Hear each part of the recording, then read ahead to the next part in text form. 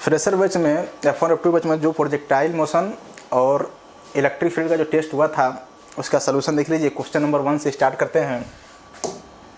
Question number 1 में क्या करें देखिए जरा।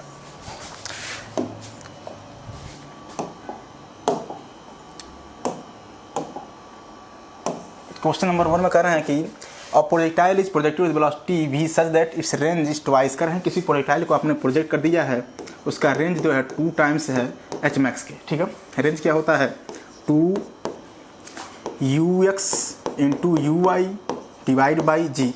ठीक है, बराबर ये क्या होता है H max you square Y divide by 2g होता है। ठीक है, ये 1g से 1g कैंसिल आउट, 2 से 2 विल बी कैंसिल आउट, एक ux के ux कैंसिल आउट। जरा बताना एक ui बच गई इस सॉरी ui से ui कैंसिल। ठीक है, ux बच जाएगा, इसको इधर ले जाइए तो 2 बराबर हो जाएगा ui divide by ux। ui upon ux क्या होता है tan theta, initial of angle of projection. ui upon ux tan theta बरू 2 आ गई। अब जरा बताना, हमसे पूछे हैं बताइए रेंज, क्या बताइए रेंज। अब बताओ रेंज की जो फार्मूला होता है वो क्या होता है। रेंज बराबर होता है 2u cos theta u sin theta. जो रेंज का जो फार्मूला होता है 2u square sine theta into cos theta divide by जी। ठीक है, हमें टेन थीटा वैल्यू दे दिया 2, इसमें जरा साइन थीटा और कॉस थीटा वैल्यू निकालिए। ये आपका टेन थीटा है। ठीक है, ये एंगल थीटा है। टेन थीटा वैल्यू क्या होती है perpendicular upon base, perpendicular to base ये हो जाएगा। ये कितना हो जाएगा रूट के अंदर 5 हो जाएगा। इसमें जरा साइन थीटा वैल्यू कितना हो जाएगा 2/√5। कॉस थीटा वैल्यू बेस अपन हाइपोटेनस 1/√5। तो जो रेंज की वैल्यू आ जाएगी भैया वो कितना आ जाएगा 2v स्क्वायर। साइन थीटा का वैल्यू 2/√5। ठीक है, कॉस थीटा वैल्यू बेस अपन हाइपोटेनस 1/√5। ठीक, इंटू डिवाइड बाई जी। बताना जरा जो आर की वैल्यू आ जाएगा वो 2 जब 4 तो जाएगा 4v square divide by √5 into √5 क्या हो जाएगा 5 इंटू जी। 5 इंटू मतलब जो रेंज की जो करेक्ट वैल्यू आ जाएगी वो क्या आ जाएगा आर बराबर 4v square divide by 5g। 4v square divide by 5g। Third option is the correct option. Next question number 2 क्या करें कि projectile thrown with angle of projection theta. कह रहे हैं किसी प्रोजेक्टाइल को प्रोजेक्ट कर दिया है जिसके एंगल ऑफ प्रोजेक्शन दिया है इन्होंने टेन थीटा का वैल्यू दिया है 4/3। एंगल ऑफ प्रोजेक्शन क्या होता है ui डिवाइड बाई ux। तो ui को यहाँ से कितना निकाल लोगे आप, ui वैल्यू हो जाएगा 4 और ux वैल्यू कितना हो जाएगा 3 हो जाएगा। ठीक है, हमसे कह रहे हैं हॉरिजॉन्टल रेंज, कह रहे हैं कि रेशियो बता दीजिए horizontal range to the greatest height. Ratio बतानी है हॉरिजॉन्टल रेंज। बताइए हॉरिजॉन्टल रेंज क्या होता है r बराबर 2ux into ui divide by G. ये होता है हॉरिजॉन्टल रेंज। अब कह रहे हैं ग्रेटेस्ट हाइट एच मैक्स की वैल्यू क्या होती है u square y divide by 2g। ठीक है, दोनों को यार डिवाइड कर दो आप तो r/h रेशियो कर रहे हैं क्या हो जाएगा जरा बताइए। देखो ये g से g लिखिए एक बार लिख लो तो 2ux into ui divide by जी। ठीक है, ये तो आपका रेंज आ गया divide by H max u square y divide by 2g। इन सभी को सॉल्व करिएगा, देखिए देखो g से g कैंसिल हो जाएगा। ठीक है, एक ui से ui कैंसिल हो जाएगा तो ऊपर क्या बच जाएगा 2 2 4 हो जाएगा। तो जो आपकी वैल्यू फाइनल आएगी r/h की वो आ जाएगी 4ux डिवाइड बाई ui। बताओ ux वैल्यू कितनी थी यहाँ पर 3 थी, कितना था 3। ui की वैल्यू कितना था 4 था, तो 4 से 4 खत्म कितना आ गया 3/1। तो जो आपका रेशियो आ जाएगा r/h का वो कितना आ जाएगा 3/1। 3/1 आपका जो आंसर आ जाएगा हो जाएगा second part the correct option. ठीक है, खत्म। नेक्स्ट क्वेश्चन, क्वेश्चन नंबर क्या है 3। कह रहे हैं projectile of mass m fire with velocity v making angle 45 degree with कह रहे हैं magnitude of change of momentum with land to the. मतलब किसी प्रोजेक्टाइल को आपने फेंक दिया है अंडर ग्रेविटी, फेंक दिया है v से फेंक दिया है एंगल 45 पे फेंक दिया है। ठीक है, एंगल 45 पे फेंक दिया, अंडर ग्रेविटी फेंक दिया है और y-x प्लेन में फेंक दिया। इसका पाथ पैराबोलिक, इसका पाथ पैराबोलिक। हमसे कह रहे हैं कि आपने यहाँ ये पॉइंट ऑफ प्रोजेक्शन है, ये पॉइंट ऑफ लैंडिंग है। कह रहे हैं कि यहाँ पर बताना है चेंज इन मैग्नीट्यूड, वही मैग्नीट्यूड का चेंज बताना है। बताइए यहाँ पर अगर आपने फेंका है बताओ इसका इधर कॉम्पोनेंट आएगा v cos theta i cap, ऊपर जाएगा v sin theta j cap, जरा इधर बताना, यहाँ पे वेलोसिटी v होती है, जितने एंगल से आप फेंके हो हॉरिजॉन्टल से, जितनी वेलोसिटी से फेंके हो उतनी ही वेलोसिटी से टकराता है, उतनी ही एंगल से हॉरिजॉन्टल से ये टकराता है। क्या थीटा भी सेम होगा? यस। इधर कौन सा कंपोनेंट आएगा? v का cos थीटा आई कैप। नीचे कौन सा कंपोनेंट आएगा? v का sin थीटा जे कैप, लेकिन ये निगेटिव होगा क्योंकि डायरेक्शन नीचे हो गई। बताओ अगर चेंज देखेंगे तो जो x कंपोनेंट था इनिशियल में किधर था? इसी डायरेक्शन में था। टकराने के बाद x कंपोनेंट उसी डायरेक्शन में रहा। तो अगर x डायरेक्शन में वेलोसिटी कंपोनेंट नहीं बदला तो उसका चेंज क्या हो जाएगा? जीरो हो जाएगा। लेकिन y डायरेक्शन में बताइए जिसकी वेलोसिटी ऊपर थी, टकराने के बाद y वेलोसिटी नीचे आ गई, इसमें चेंज आ गया। तो जो नेट चेंज आएगा डेल्टा पी का वेक्टर फॉर्म में क्या लिखा बताओ? फाइनल माइनस इनसे, फाइनल नेगेटिव है तो माइनस आ जाएगा 2v का साइन थीटा इंटू जे का। हमसे मैग्नीट्यूड पूछे हैं तो आप मैग्नीट्यूड ले लीजिए। क्या ले लीजिए? मैग्नीट्यूड। तो जरा बताना डेल्टा पी का मैग्नीट्यूड क्या आ जाएगा? 2m v, ये तो आपका एम भी हो जाएगा, सॉरी एम भी होगा, ठीक है, momentum. 2mv sine theta, 2mv sign theta. बता 2 मास दिया m, वेलोसिटी दिया कितना? v, एंगल कितना दिया? 45। तो इसको लिख लीजिए आप 1/√2, 1/√2। इसको लिख दो रूट में 2 बार। तो जब रूट में 2 बार लिखो तो एक रूट कट जाएगा, तो आपका आ जाएगा √2 टाइम्स m इंटू वी। ये आ जाएगा आपका मैग्नीट्यूड किसका? मतलब डेल्टा पी का जो मैग्नीट्यूड आएगा वो कितना आ जाएगा? √2 times m into V, √2 times m into V आ जाएगा, √2 times m into V. I think 4 answer is the correct option. खत्म। नेक्स्ट क्वेश्चन नंबर 4 करें the greatest height to which a man can throw a ball. करें greatest height कितने फेंक सकते हैं? जब थीटा का वैल्यू 90 ले लोगे, जब भी ग्रेटेस्ट हाइट की बात करें कितने से फेंक सकते हैं ग्रेटेस्ट हाइट मैक्सिमम, तो थीटा का वैल्यू आप क्या लीजिएगा? 90 डिग्री। क्या लीजिएगा? 90 डिग्री। कर रहे हैं कि h है, ये h वैल्यू क्या हो जाएगा? u स्क्वायर साइन 90 की वैल्यू 1/2g, ये जाएगा h की वैल्यू। फिर कह रहे हैं कि the greatest distance to which can throw, कह रहे हैं कि ग्रेटेस्ट डिस्टेंस बता दीजिए कि कितने ग्रेटेस्ट डिस्टेंस फेंक सकता है, मतलब हॉरिजॉन्टल रेंज की बात कर रहे हैं। अभी ग्रेटेस्ट की बात कर रहे हैं। जब भी ग्रेटेस्ट की बात करेंगे तो आप कौन सा एंगल कंसीडर करना? थीटा, थीटा की वैल्यू 45, थीटा की वैल्यू 45। इस पर जो होती है ग्रेटेस्ट डिस्टेंस होता है, मतलब मैक्सिमम रेंज होता है। जरा बताना उसको हम मान लें अगर r, क्या मान लें? r थीटा वैल्यू 45, तो u स्क्वायर बाई जी होता है, क्योंकि साइन 2 इंटू 45 90 हो या साइन 90 बोल जाएगा। यहाँ से बताइए u स्क्वायर बाई जी की जो वैल्यू आ जाएगी वो कितना आ जाएगा? 2 टाइम्स h आ जाएगा। यहाँ रख दो आप 2 टाइम्स h, मतलब जो ग्रेटेस्ट हाइट फेंक सकता है वो कितना फेंक सकता है? Greatest distance 2h, greatest height उसने h फेंका है, ग्रेटेस्ट डिस्टेंस कितना फेंक सकता है? 2h। तो आपका जो आंसर हो जाएगा सेकेंड पार्ट। ठीक है, खत्म। नेक्स्ट क्वेश्चन नंबर 5 कर a body of mass m projected at angle 30 degree. किसी बॉडी को आपने प्रोजेक्ट कर दिया 30 horizontal with kinetic energy at highest point. कह रहे हैं किसी बॉडी को आपने प्रोजेक्ट कर दिया, ठीक है, इसका पाथ पैराबोलिक हॉरिजॉन्टल समझ लीजिए, आपने v से फेंक दिया है, कितने एंगल फेंका है? 30 डिग्री पर। तो यहाँ पर जो काइनेटिक एनर्जी होगी पॉइंट ऑफ प्रोजेक्शन पर वो कितना होगा? k एट, मान लो इसको k मान लिया 1/2 m u square. Kinetic energy scalar quantity direction कोई मतलब नहीं, तो डायरेक्ट वेलोसिटी लिखेंगे। फिर पॉइंट ऑफ करें हाईएस्ट पॉइंट, हाईएस्ट पॉइंट ये है, हाईएस्ट पॉइंट पर वेलोसिटी का y कंपोनेंट 0 हो जाता है। क्यों? क्योंकि भैया आपकी जो इधर वेलोसिटी आई है ऊपर तरफ आई है, कितना आई है? v sin थीटा, और ग्रेविटी की इधर नीचे है, ये ग्रेविटी पर सेकेंड इसकी वेलोसिटी को कम करता है, कम करके यहाँ पे इसकी फाइनल वेलोसिटी 0 कर दिया। अगर फाइनल वेलोसिटी 0 हो गई y कंपोनेंट की, तो जो नेट वेलोसिटी आ जाएगा v नेट, वो आ जाएगा कितना? ux के बराबर। ux वैल्यू कितनी होती है? u cos theta. मतलब जो नेट वेलोसिटी आएगा, टोटल वेलोसिटी आएगा वो अलॉन्ग x आ जाएगा, कितना आ जाएगा? u cos theta. y वाला कंपोनेंट यहाँ पर 0 हो जाएगा। तो यहाँ पर जो काइनेटिक एनर्जी आ जाएगी उसकी वैल्यू मान लीजिए k नॉट। कितना मान लिया? k नॉट कितना हो जाएगा? 1/2 m u square cos square theta. तो u square cos square 30 degree, cos square 30 मतलब 3/4, क्योंकि 3/2 होती है उसका स्क्वायर करोगे 3/4। इस पूरे का नाम इनिशियल काइनेटिक एनर्जी। तो k जो आ जाएगा 3e/4, 3e मतलब काइनेटिक एनर्जी आ जाएगा हाईएस्ट पॉइंट पर। ये e की वैल्यू है, ये e की वैल्यू है, ये आपका पॉइंट ऑफ प्रोजेक्शन, ये पॉइंट ऑफ प्रोजेक्शन पर है, ये टॉप ऑफ द पॉइंट पर है। टॉप ऑफ द पॉइंट पर काइनेटिक एनर्जी 3e/4, 3e/4 कहाँ पर? फ्रॉम द मतलब टॉप ऑफ द पॉइंट पर। ठीक, खत्म। नेक्स्ट क्वेश्चन नंबर 6 कर रहे हैं। A body is projected at angle such that K of the highest point is reduce. कह रहे हैं कि के एट हाईएस्ट पॉइंट, ये रिड्यूस हो गई 1/2 इसके के ई इनिशियल के हाईएस्ट पॉइंट पे। फिर बताया मैंने हाईएस्ट पॉइंट पे वेलोसिटी वाई कंपोनेंट 0 होता है, केवल एक्स के लॉन्ग होता है, वो भी टोटल होता है।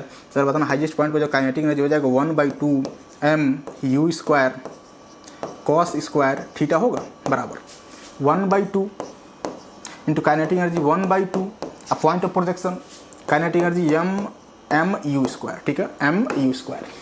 अब जरा बताना 1/2 से 1/2 will be cancel out, m से m will be cancel out, u² से u² भी कैंसिल आउट, तो क्या बच गया cos स्क्वायर थीटा की वैल्यू आ जाएगी 1/2। तो cos थीटा की जो वैल्यू आ जाएगी वो कितना आ जाएगा 1/√2, और cos थीटा की वैल्यू 1/√2, तो थीटा की वैल्यू कितना आ जाएगा 45 डिग्री। यही पूछे हैं कि पॉइंट ऑफ प्रोजेक्शन बता दीजिए, एंगल पॉइंट ऑफ प्रोजेक्शन से एंगल बता दीजिए कितना होगा 45 डिग्री, इतने एंगल को प्रोजेक्ट किए होंगे, ठीक है। नेक्स्ट 7 नंबर कह रहे हैं कि a projectile is thrown with initial speed दिया हुआ, किसी प्रोजेक्टाइल को अपने यू से फेंक दिया है, वो कितना दिया है, ए का आई कैप प्लस बी का जे कैप, ठीक है, ये दिया हुआ है। इसको जरा कंपेरिजन करोगे आप तो आ जाएगा यू एक्स का आई कैप, यू आई का जे कैप, यू आई का जे कैप। अब जरा बताना यहाँ पे यू एक्स वैल्यू कितना आ जाएगा, यू एक्स वैल्यू आ जाएगा ए, और यू आई की जो वैल्यू आ जाएगी वो आ जाएगी बी, ठीक है। हमसे पूछे हैं बता दीजिए इसका, कह रहे हैं कि the range of the projectile, range वो 2 टाइम्स है एच मैक्स के, 2 टाइम्स है एच के। रेंज क्या होता है 2ux into U Y divide by G, ये होता है रेंज, बराबर 2ui एच मैक्स होता है u² y divide by 2g, ठीक। एक जी से एक जी, 2 से 2 कैंसिल हो गया, एक पावर से एक पावर, यहाँ क्या बच गया 2ux बराबर uy, ux की वैल्यू कितनी है a, तो 2a, ui की वैल्यू कितनी है b, तो a और b में जो रिलेशन आ जाएगा वो कितना आ जाएगा 2a बराबर b, 2a बराबर b। Third option is the correct option. Next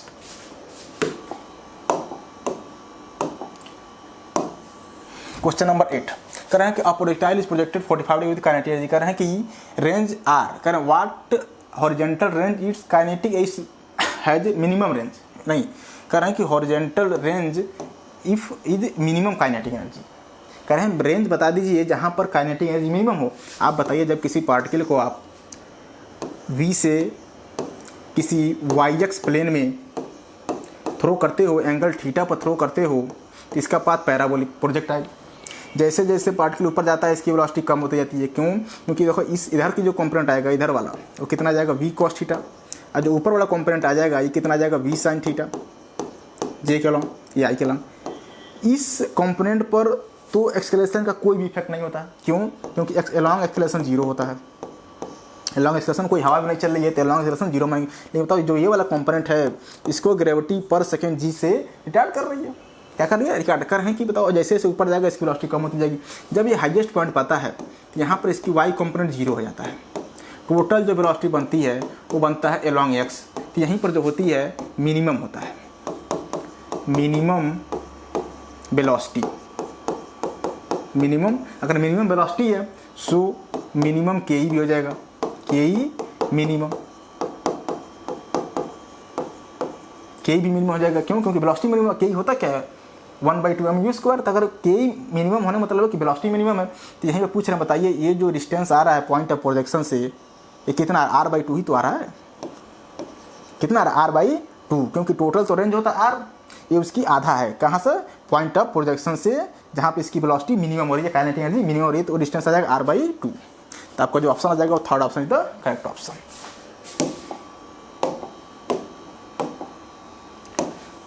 question number 9 कह रहे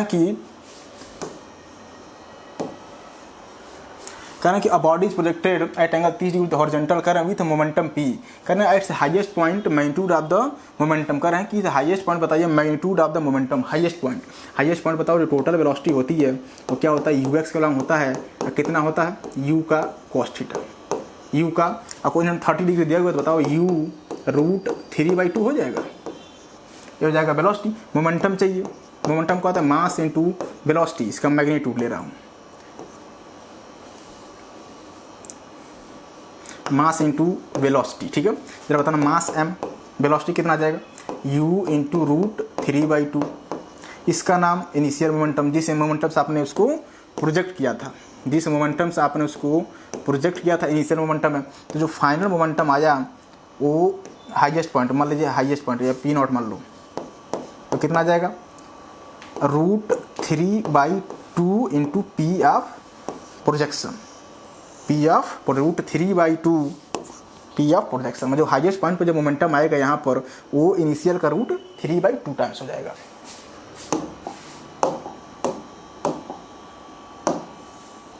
क्वेश्चन नंबर 10 कह रहे हैं कि the ceiling of a hall 25 metre, what is the maximum distance at which a ball can be throw inside. कह रहे हैं कि मान लीजिए किसी सेलिंग है, इसकी हाइट मान लीजिए कह रहे हैं मतलब 25 मीटर है, ठीक। कह रहे हैं कि ग्राउंड से कह रहे हैं कितना दूरी फेंक सकते हैं। तो अगर हम टोटल मान लीजिए अगर इसकी मैक्सिमम हाइट मान लें, अगर इस सेलिंग को हम ग्राउंड से इसको मैक्सिमम हाइट मान लें, तो मैक्सिमम हाइट की जो पार्टिकल की जो वेलोसिटी होती है वो हॉरिजॉन्टल होता है, हॉरिजॉन्टल। तो अगर इसको मैक्सिमम डिस्टेंस कवर करना है तो मतलब ये हाईएस्ट पॉइंट होनी चाहिए। क्यों? क्योंकि हाईएस्ट पॉइंट नहीं हुआ तो अगर हाईएस्ट पॉइंट नहीं हो तो बताइए पार्टिकल की जो वेलोसिटी होती है प्रोजेक्टाइल में वो अलॉन्ग टेंजेंट होती है, अलॉन्ग टेंजेंट होती है। यहाँ पे अलॉन्ग टेंजेंट यहाँ पे ऐसे आता है, ठीक है। लेकिन अगर हाईएस्ट पॉइंट पर नहीं होगा तो पार्टिकल जो वेलोसिटी होगा कुछ ऊपर तरफ होगा, कुछ ऊपर तरफ होगा। तो बताइए जैसे ये सेलिंग हो जाएगा, सेलिंग ये है तो तुरंत टकरा जाएगा। ये टकराने के बाद जो और आगे गिरने वाला था यहीं पर गिर जाएगा ये यहीं पर। तो अगर इसकी ये जो हाइट दी अगर हम इसको मैक्सिमम हाइट मान लें तो यहाँ पर जब पार्टिकल आया यहाँ वेलोसिटी उसकी क्या हो जाएगी, पैरेलल टू सरफेस ग्रेज करके जाएगा, तो उसकी मैक्सिमम हाइट होगी। क्योंकि अब इससे अगर और भी एंगल बढ़ा दिए, वेलोसिटी बढ़ा दिए तो तुरंत ऊपर टकरा जाएगा और आगे तक नहीं जा पाएगा। मतलब ये जस्ट ग्रेज करके जाए तब ये और दूर जाएगा। ये दूर की बात कर रहे हैं तो थीटा का वैल्यू हम हमेशा 45 कंसीडर करेंगे। थीटा का वैल्यू जरा बताओ, एच मैक्स वैल्यू ये 25 हो जाएगा। ये कितना हो जाएगा, 25 हो जाएगा। 25 की वैल्यू बताओ क्या हो जाएगा, एच मैक्स की वैल्यू u²/g sin² 45 मतलब 1/2 sin² 45। तो यहाँ बताओ u²/g की 2g होता है तो u² इसको ऐसे कर लो। जो एच मैक्स होता है वो कितना होता है, u² sin² θ/2g होता है, ठीक है।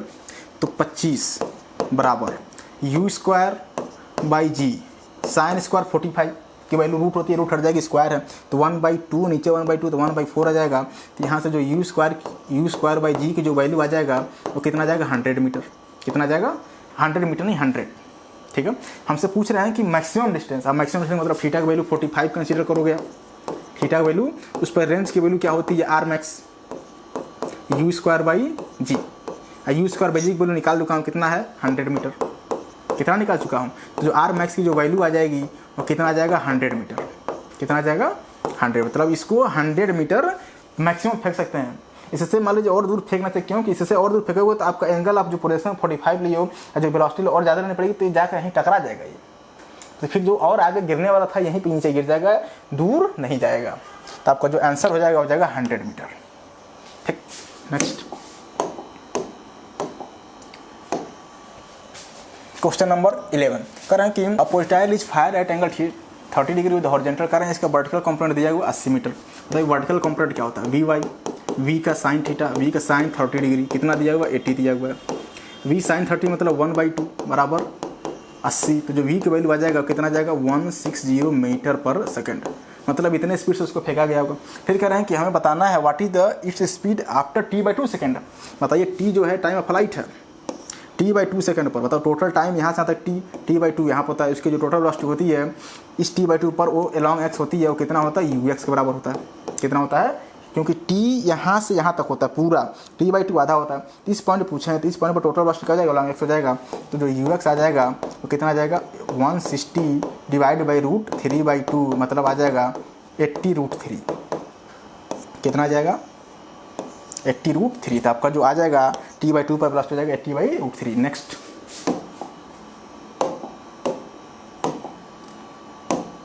क्वेश्चन नंबर 12 कह रहे हैं कि द इक्वेशन ऑफ प्रोजेक्टाइल दिया हुआ है इतना कर एंगल ऑफ पोजीशन। बताओ ये जो आपका प्रोजेक्शन जो इक्वेशन दिया हुआ ट्रैजेक्टरी का, इसको अपने स्टैंडर्ड से कंपेयर करो। क्या होता है, x tan θ -1/2 g x² u² x। बताओ x जगह x टेन थीटा जगह कितना है, √3 है, तो टेन थीटा की जगह कितना आ जाएगा, √3। तो यहाँ से थीटा का वैल्यू कितना आ जाएगा, टेन इनवर्स √3, टेन इनवर्स √3। आपका जो आंसर आ जाएगा वो सेकंड पार्ट। ठीक,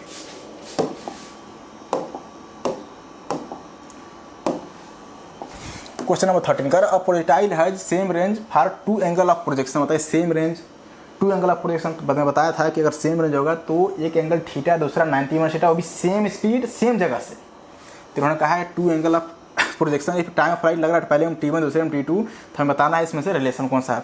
अगर टू एंगल है तो पहला एंगल हो जाएगा थीटा का वैल्यू थीटा, और जो दूसरा हो जाएगा थीटा हो जाएगा 90 माइनस थीटा। कितना हो जाएगा, 90 में से यू सेम होगा दोनों के लिए, यू सेम होगा दोनों के लिए। जब बताना पहले के लिए टाइम ऑफ फ्लाइट क्या लिखोगे, 2u sine theta divide by जी। ठीक है, T2 के लिए क्या लिखोगे, 2u sine 90 minus theta, sine 90 minus theta. जरा बताना क्या कॉस थीटा हो जाएगा ये, डिवाइड बाई जी। जरा दोनों को आपस में मल्टीप्लाई कर लो तो T1 डॉट T2 की वैल्यू क्या आ जाएगा, 4u square sine theta into cos theta divide by g square. ठीक है, इसको अगर रेंज टर्म से बनाना है तो इसको 2/g को बाहर कर लीजिए, हो जाएगा 2u square sine square theta into cos square theta divide by G. इस पूरे की वैल्यू को जरा बताना क्या लिखोगे आप, रेंज लिखोगे। ठीक है, अब जरा बताना तो T1 इंटू T2 की वैल्यू 2/g, T1 और T2 की जो वैल्यू हो जाएगा 2/g इंटू रेंज। तो बताइए 2/g क्या है, कांस्टेंट है, 2/g कांस्टेंट किस में चला जाएगा, प्रोपोर्शनल में चला जाएगा। तो T1 dot T2 directly proportional to range, directly proportional to range. T1 T2 directly नहीं sorry T1 T2 directly proportional to range. First option है तो correct option. Next question number आ जाइए 14। करें कि projectile is fired at 45 degree, करें speed 200 से, करें मैक्सिमम हाइट कितना दे दिया इन्होंने, करें maximum height same as the point, करें कि same as that of projection fired vertically upward. जरा मैक्सिमम हाइट निकालो जरा, क्या हो जाएगा, u square sine square theta, u की वैल्यू 200 इंटू 200, साइन स्क्वायर 45, तो बताइए साइन स्क्वायर 45 बोलो मतलब √1/√2 इसका स्क्वायर करोगे तो 1/रूट हट जाएगा, 2 इंटू 2 इंटू 10। ठीक, अब देखिए 10 से 10, 2 से 2, 2 से 2, तो जो आपका h की वैल्यू आ गई वो कितना आ गया, 1000 मीटर। कितना आ गया, 1000 मीटर। कह रहे हैं कि किसी पार्टिकल को जो वर्टिकली फेंका गया है उसको इतना ही डिस्टेंस कवर कराना, मैक्सिमम हाइट 1000 हो, तो कितने से फेंका जाए, वो भी वर्टिकल फेंका जाए, कितने से फेंका जाए, वर्टिकल फेंका जाए कि 1000 मीटर कवर करे, वर्टिकल फेंका है मतलब थीटा की वैल्यू 90 में टोटल वाई डायरेक्शन में फेंका जाए और 1000 ही कवर करना चाहिए, कितनी स्पीड से फेंका जाए। तो जरा बताना मैक्सिमम हाइट। तो आप लगा दीजिए तीसरा इक्वेशन, v स्क्वायर बराबर, आप लगा दीजिए तीसरा इक्वेशन v स्क्वायर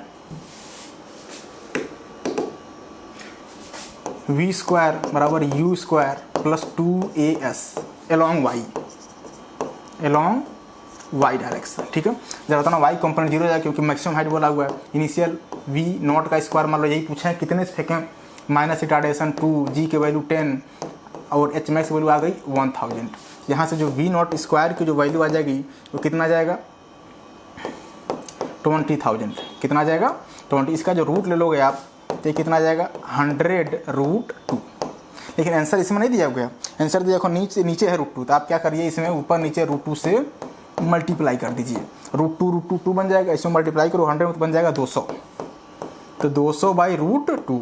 तो जो आपकी वेलोसिटी होगी तो कितना होगा, 200/√2। Third option is the correct option. कह रहे हैं कि जब आपने फेंका 45 पर तो उसकी मैक्सिमम जो हाइट है कितना आया, 1000 आया। कह रहे हैं कोई दूसरा आदमी कर रहा है कि आपने इसमें फेंका 45 पर, आप अगर वर्टिकल उसी पार्टिकल फेंकना चाह रहे हो, वर्टिकल 1000 मीटर ही कवर करना मैक्सिमम, तो कितने से फेंका चाहिए, तो मैक्सिमम मतलब ये 0।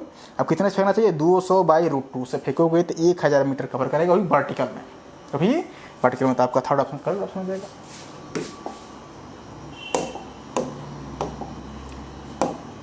क्वेश्चन नंबर आ जाइए 15। कह रहे हैं कि a projectile is projected with initial velocity 6i + 8j metre पर सेकंड। कह रहे हैं कि द हॉरिजॉन्टल रेंज, बताना जो हॉरिजॉन्टल रेंज क्या होता है, 2ux into uy divide by g होता है हॉरिजॉन्टल रेंज। इन्होंने दिया हुआ था हॉरिजॉन्टल रेंज में जो दिया हुआ ux की वैल्यू दिया हुआ है, कितना दिया हुआ 6, और यू आई को वैल्यू कितना दिया हुआ 8 दिया हुआ है। हॉरिजॉन्टल रेंज पूछ रहा है 2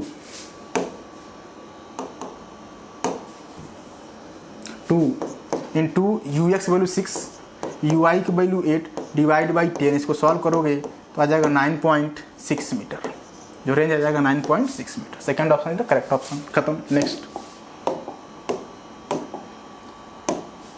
क्वेश्चन नंबर 16 कह रहा है the angle which the vector दिया हुआ, कह रहे हैं कोई वेक्टर जो है, ये कोई वेक्टर है ये, ठीक है, कह रहे हैं कि दिया 2i cap plus 3j cap, 2i cap 3j, हमसे पूछे हैं वाई एक्सिस से बता दीजिए एंगल, वाई एक्सिस से एंगल बता दीजिए।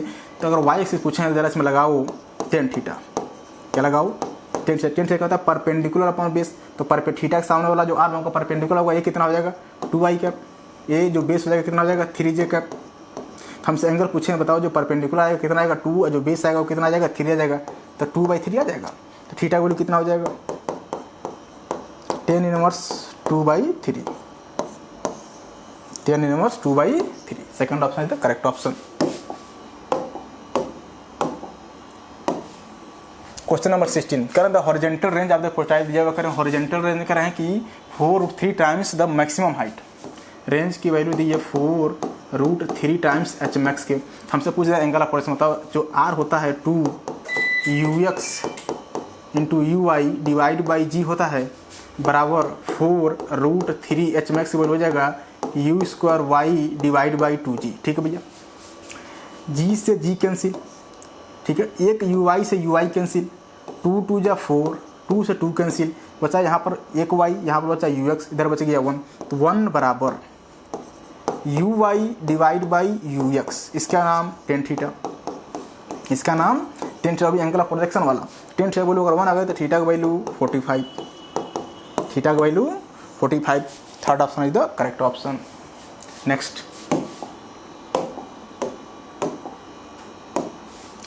क्वेश्चन नंबर 18 देखिए दोस्तों, करें कि a stone is thrown with velocity v at angle theta, करें हॉरिजॉन्टल, करें speed when its make angle beta with, करें किसी स्टोन को आपने फेंक दिया है, कितने से फेंक दिया है v से फेंक दिया है, कितने एंगल फेंक दिया है थीटा फेंक दिया, ठीक है। करें कि जब ये मान लीजिए यहाँ पहुँचा, इसकी स्पीड में मान लिया v0, कितना मान लिया v0, ठीक है। कह रहे हैं जब यहाँ पहुँचा तो कह रहे हैं यहाँ पर उसने हॉरिजॉन्टल से एंगल कितना बना लिया बीटा बना लिया, कितना बना लिया बीटा। जरा बताना इसका इधर कंपोनेंट कौन सा आएगा, v0 का कॉस बीटा आएगा। अच्छा ये इधर का जो कंपोनेंट आएगा v का, वो कितना आ जाएगा v का कॉस थीटा आ जाएगा। आपको पता है जो हॉरिजॉन्टल वेलोसिटी होती है प्रोजेक्टाइल में वो बदलती नहीं है, हॉरिजॉन्टल वेलोसिटी कांस्टेंट होती है। क्यों? क्योंकि उसके पास नेट एक्सेलरेशन अलोंग एक्स 0 होता है, नेट एक्सेलरेशन अलोंग एक्स 0 होता है, मतलब जो वेलोसिटी आपका ये आया है और जो वेलोसिटी आपने ये निकाला, ये आपस में क्या होते हैं बराबर होते हैं। मतलब ये है कि v cos थीटा की वैल्यू किसके बराबर हो जाएगी v0 cos बीटा की। हमसे v0 पूछे हैं, जरा बताओ v0 की वैल्यू कितना आ जाएगा, v cos theta divide by cos beta कितना आ जाएगा, v cos theta divide by v, मतलब आपका जो आंसर आ जाएगा v cos theta divide by cos beta. Third last option is the correct option.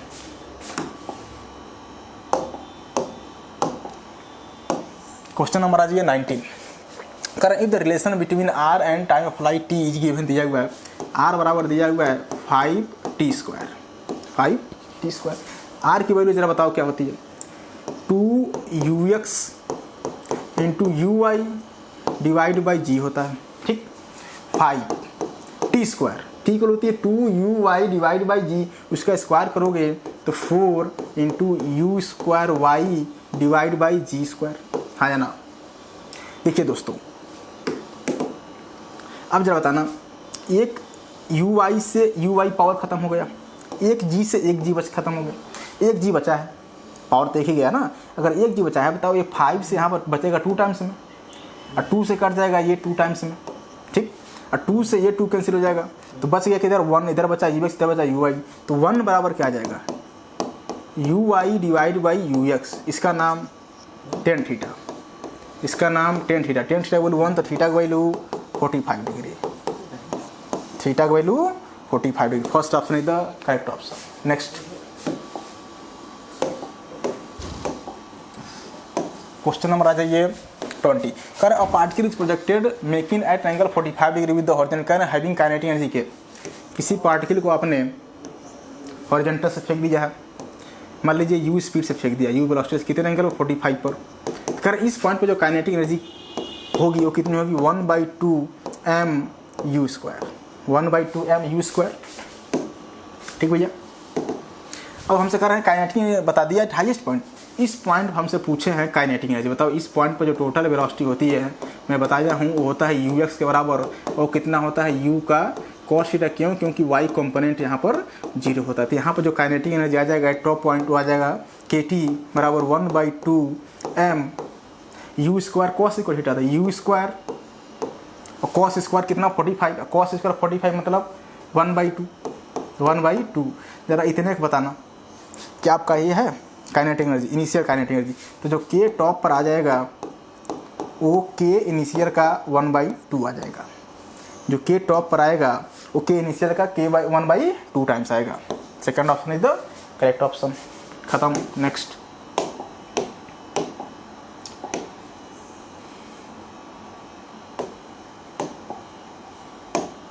Question number 21 देखिए, कह रहे हैं कि अन अल्फा पार्टिकल ऑफ मास इतना दिया हुआ, कह रहे हैं कि चार्ज इतना दिया हुआ, कह रहे हैं इलेक्ट्रिक फील्ड रख दिया, कह रहे हैं कि हमें बताना है वेलोसिटी जब ये इतना मूव कर जाए। तो मान लीजिए ये इलेक्ट्रिक फील्ड है, ठीक है, ये क्या है इलेक्ट्रिक फील्ड है। आपने किसी चार्ज को, ये चार्ज q मास m, चार्ज q मास m, ठीक है, इसको v बराबर 0 से इलेक्ट्रिक फील्ड में छोड़ दिया गया है, v बराबर 0 से इलेक्ट्रिक फील्ड में छोड़ दिया गया। बताओ अगर आपने v बराबर 0 से छोड़ दिया, पॉजिटिव चार्ज है, तो अगर पॉजिटिव चार्ज है तो अगर इलेक्ट्रिक फील्ड डायरेक्शन में छोड़ दिया तो बताओ इस पर जो फोर्स लगेगा वो इलेक्ट्रिक फील्ड के डायरेक्शन में लगेगा। अगर चार्ज पॉजिटिव है तो उस पर जो फोर्स लगेगा वो इलेक्ट्रिक फील्ड के डायरेक्शन में लगेगा। यही जो Fe आएगा इस चार्ज क्या करेगा, एक्सेलरेट कराएगा। क्या कराएगा, इस चार्ज पार्टिकल को क्या कराएगा, एक्सेलरेट कराएगा। मतलब आप जो पढ़े थे वो काइनेमेटिक्स में ये एक्सेलरेशन, इसको ये मान लीजिए यहाँ पे वेलोसिटी 0 मान लो, वेलोसिटी। अब कह रहे हैं कि स्टार्टिंग रेस्ट, कह रहे हैं कि यहाँ पर वेलोसिटी बतानी है आपको इस चार्ज पार्टिकल की, कितना मूव कर गया ये 2 × 10⁻⁻² मीटर। सिंपल सवाल है, काइनेमेटिक्स का सवाल है, बस एक ही जब समय जरूरत पड़ेगी। तो मैंने क्या बताया कि जब चार्ज को आप इलेक्ट्रिक फील्ड में रख दोगे, वही पॉजिटिव चार्ज को, तो उस पर जो फोर्स लगेगा Fe वो इलेक्ट्रिक फील्ड के डायरेक्शन में लगेगा, यही Fe इसको एक्सेलरेट कराएगा। मतलब ये है जो Fe की जो वैल्यू आ जाएगा, जो Fe की जो वैल्यू आ जाएगा वो कितना आ जाएगा जरा, m × यही Fe इसको एक्सेलरेट कराएगा। Fe की वैल्यू होती कितनी है, Q × E, जो A की वैल्यू आ जाएगा वो QE/m। बस यही थोड़ी सी दिक्कत कर रही थी तो आपने इसका एक्सप्रेशन निकाल लिया। अब यहाँ पर रख दो, आप कौन सा इक्वेशन लगा दो, थर्ड वाला, v², u 0 है, u² + 2as, u 0 है, हमसे v² पूछ रहे हैं, ये 0 है, 2 टाइम्स एक्सेलरेशन की वैल्यू अभी भी निकाले हैं QE/m, Q की वैल्यू कितना है 3.2 × 10⁻⁻19, ठीक है। E की वैल्यू कितना है, E की वैल्यू आपका है 1.6 × 10⁻+5, ठीक है। और नीचे देखिए m, mass of alpha particle कितना दिया इन्होंने 6.4 × 10⁻⁻27, ठीक है। ये तो आपका एक्सेलरेशन वैल्यू भाई। S कितना चल रहा है, ये 2 × 10⁻⁻2 मीटर। थोड़ा सा कैलकुलेशन है बस, बाकी इसमें ऐसा कोई सवाल है नहीं। जो आप जो पढ़ते हो सीधे स्टेट लाइन मोशन में किसी पार्टिकल की वेलोसिटी 0 से छोड़ दिया, एक्सेलरेशन इतना है, फाइनल वेलोसिटी बताइए इतना डिस्टेंस चल गया, सेम वही सवाल है। इसमें एक्सेलरेशन कैसे निकालोगे, तो Fe बराबर m से m होती Q × E, क्योंकि यही इलेक्ट्रोस्टैटिक फोर्स इसको एक्सेलरेट कराएगा। तो अब जरा बताना मुझे, ये 2 टाइम्स में कट जाएगा, ये 2 से 2 कैंसिल हो जाएगा, तो जो v² की जो वैल्यू आ जाएगी बताओ कितना है, 10⁻⁻27 है, ऊपर जाएगा प्लस हो जाएगा, ये कितना है 5 है, तो हो जाएगा 16 हो जाएगा 3.2 × 10⁻, जरा बताना, ये इसमें ऐड करोगे तो कितना 32, इसमें आप ऐड करोगे तो हो जाएगा -21, तो जब घटाओगे तो आ जाएगा पावर 11, कितना आ जाएगा 11। इसको और सॉल्व करेंगे तो आ जाएगा 32 × 10⁻10, कितना आ जाएगा 32 × 10⁻10। हमसे पूछें v, तो v को क्या आ जाएगा, इसका रूट ले लो, 32 का रूट कितना आ जाएगा 4√2 × 10⁵ मीटर पर सेकंड, मीटर पर सेकंड। 4√2 10⁻⁻⁰ मीटर/सेकंड। इतनी वेलोसिटी होगी जब ये अल्फा पार्टिकल जीरो से आप छोड़ोगे, इलेक्ट्रिक फील्ड में छोड़ोगे, कितना जब मूव करेगा 2 × 10⁻⁻² मीटर, तब उसकी फाइनल वेलोसिटी होगी 4√10⁵ मीटर/सेकंड। ठीक है, नेक्स्ट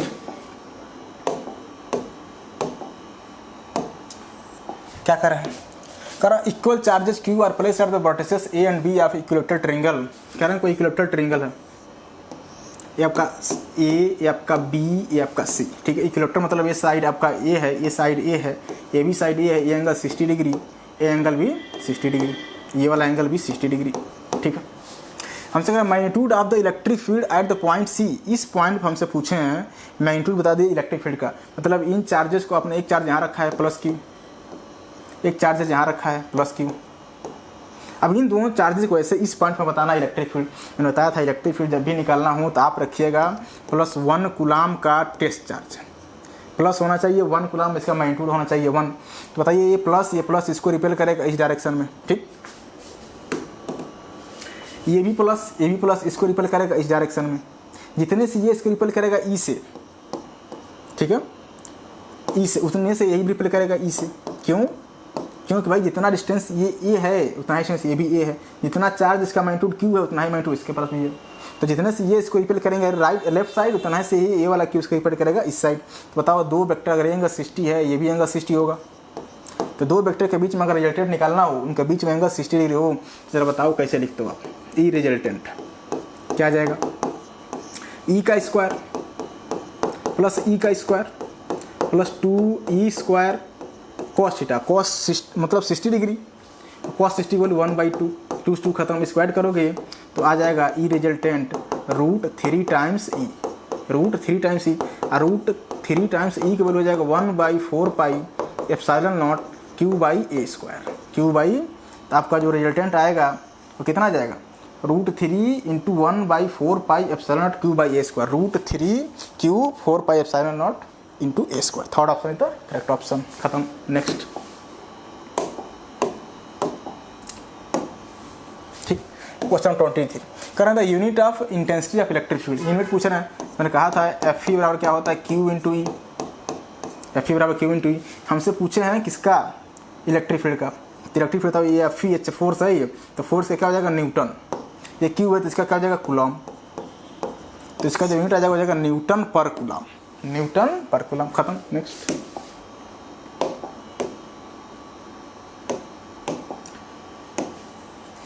(24) देखिए, 23 छूट गई क्या?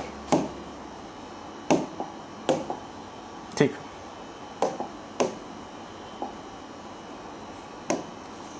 (24) देखो, कह रहे हैं the figure shown some of the electric field. कह रहे हैं कि हमें बताना है electric field A point, B point, C point.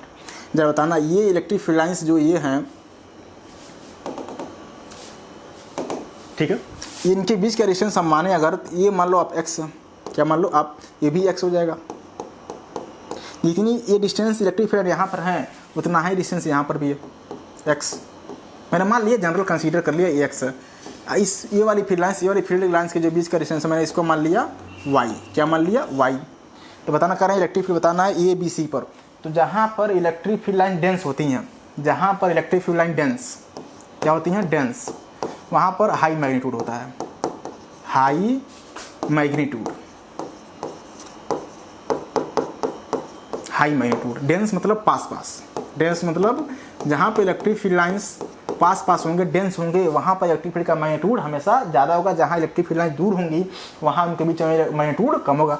जब बताना इनके बीच का x, देखो ये डिस्टेंस ज़्यादा है, ये दूर है इलेक्ट्रिक फील्ड लाइन्स, ये पास है, तो यहाँ पर मैग्नीट्यूड इससे तो ज़्यादा होगा। यहाँ पर देखो ये भी फील्ड लाइन्स पास हैं, डेंस है, लेकिन ये फील्ड लाइन दूर है, ये दूर है, तो यहाँ पर इलेक्ट्रिक फील्ड इससे ज़्यादा होगा। बताओ जितना इलेक्ट्रिक फील्ड लाइन ये दूरी है, अच्छा जो इनके बीच का डिस्टेंस होता है, इनके बीच का मैग्नीट्यूड बताता है। जो इनके बीच का डिस्टेंस है वो इलेक्ट्रिक फील्ड का मैग्नीट्यूड बताता है। बताओ जितना डिस्टेंस ये है x है, उतना डिस्टेंस x है, तो यहाँ पे जितना मैग्नीट्यूड होगा इलेक्ट्रिक फील्ड का उतना ही मैग्नीट्यूड यहाँ पे होगा। क्यों? क्योंकि दोनों के बीच का डिस्टेंस कितना है? x है, और डिस्टेंस बताता है इलेक्ट्रिक फील्ड का मैग्नीट्यूड। तो बताओ जो जितना इलेक्ट्रिक फील्ड ए पर होगा उतना इलेक्ट्रिक फील्ड सी पर होगा। मतलब ये है कि EA बराबर EC, EA बराबर EC। और बताओ बी पॉइंट पर पूछना, बी पॉइंट पर इन दोनों से कम होगा, इन मतलब ये दोनों बराबर हैं या ग्रेटर देन है point of B.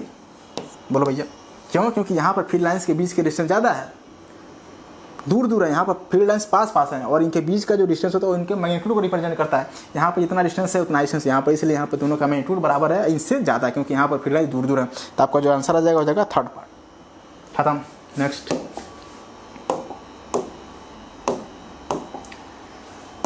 Question number आ जाइए 24 ठीक है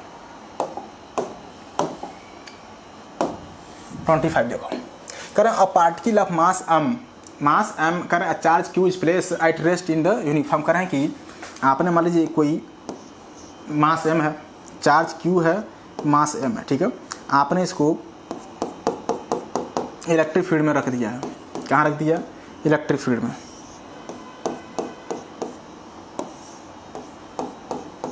इसकी स्पीड इनिशियल 0 है, इसकी स्पीड इनिशियल 0 कर रहे हैं कि हमें बताना है then release can kinetic energy attend by the particle after moving by distance.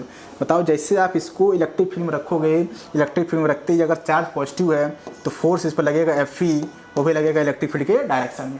तो ये चार्ज यहाँ से मान लीजिए यहाँ चला आया, कितना डिस्टेंस चला आया? y डिस्टेंस चला आया।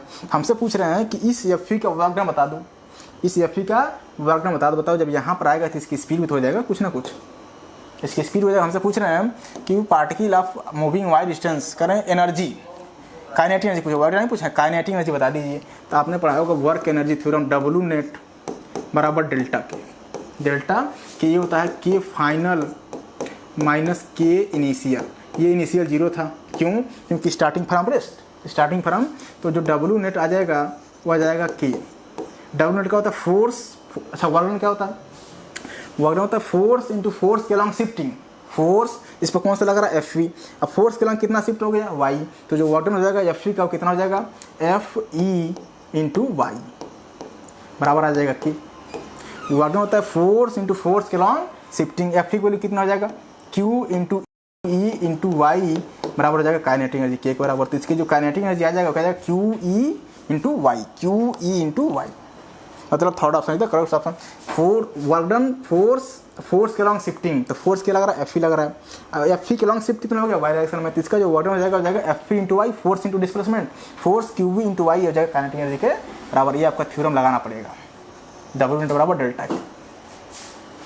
खत्म। नेक्स्ट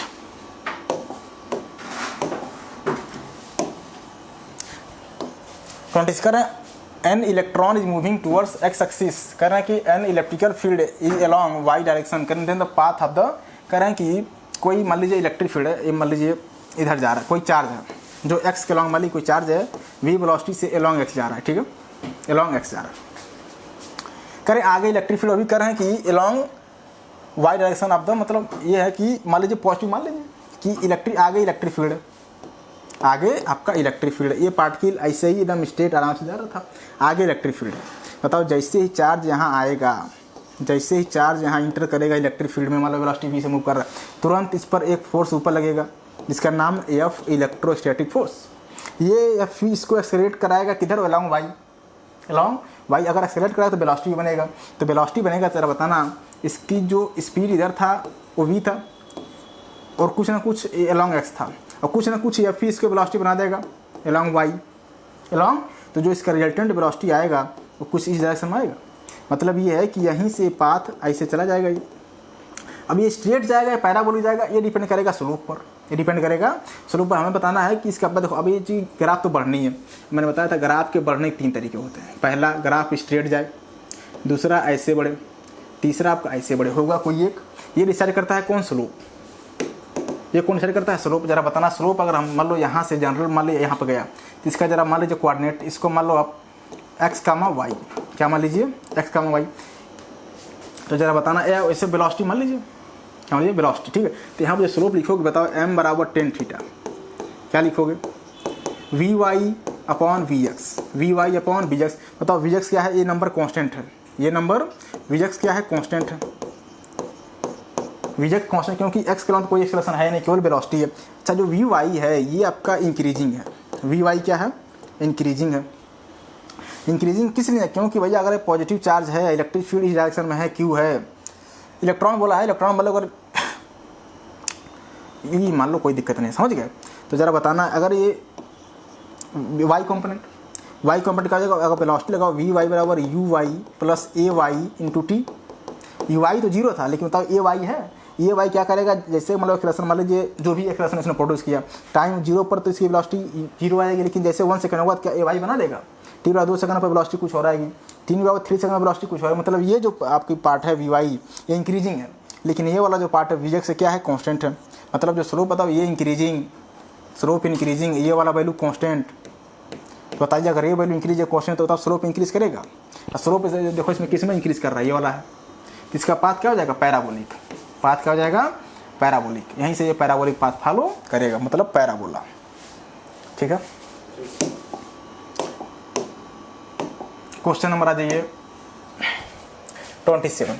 कह रहे हैं कि an electron enters in electric field with its velocity is the direction of the electric field lines of the force. Then देखा जा रहा है, ये कह रहा है कि मान लीजिए कोई इलेक्ट्रॉन है, ठीक है, चार्ज ई मास एम, इसको आपने यूनिफॉर्म इलेक्ट्रिक फील्ड में रख दिया है, यूनिफॉर्म इलेक्ट्रिक फील्ड में इसको आपने रख दिया है। ठीक है, कितने स्पीड से रख मैंने छोड़ कर रखा है, मैंने 20 मालूम। लेकिन मतलब अगर इलेक्ट्रॉन है तो इलेक्ट्रॉन पर चार्ज निगेटिव, इलेक्ट्रॉन पर चार्ज निगेटिव, और जो इलेक्ट्रोस्टैटिक फोर्स लगता है वो पॉजिटिव चार्ज पर इलेक्ट्रिक फील्ड डायरेक्शन में और निगेटिव चार्ज पर इलेक्ट्रिक फील्ड डायरेक्शन के अपोजिट डायरेक्शन में।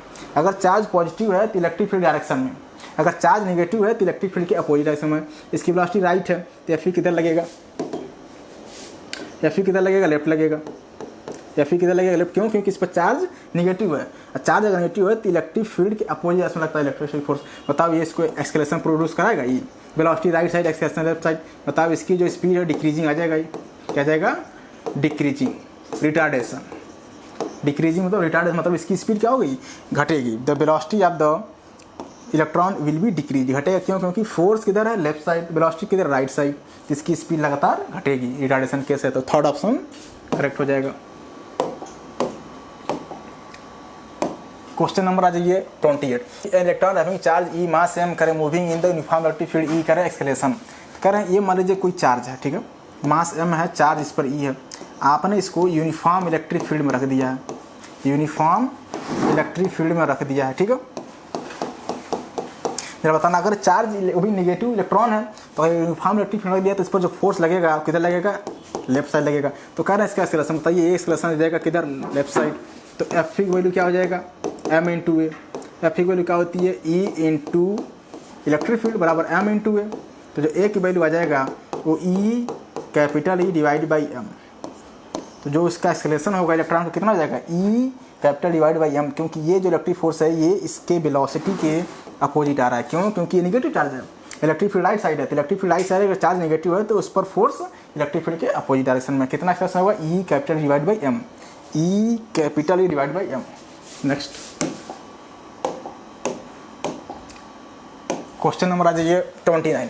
कह रहे हैं कि द मेटालिक सॉलिड स्फेयर, कह रहे हैं कि उसमें कौन सा इलेक्ट्रिक फील्ड लाइन सही होगा। बताइए, अगर कोई कंडक्टर है, कोई कंडक्टर है, कंडक्टर के अंदर net charge zero, net electric field zero, मतलब अपने अंदर कोई भी इलेक्ट्रिक फील्ड लाइन्स पास होने नहीं देता है। बताओ जो इन्होंने दिया। अच्छा, जब कोई लाइन्स मान ली यहाँ पर आती हैं, ठीक, जब यहाँ पे इसके पास आएंगी तो जैसे लाइन्स आती हैं तो या तो इस सरफेस के परपेंडिकुलर हो जाती हैं, इस सरफेस के परपेंडिकुलर, या नॉर्मली आती हैं, नॉर्मल मतलब लॉन्ग रेडियस।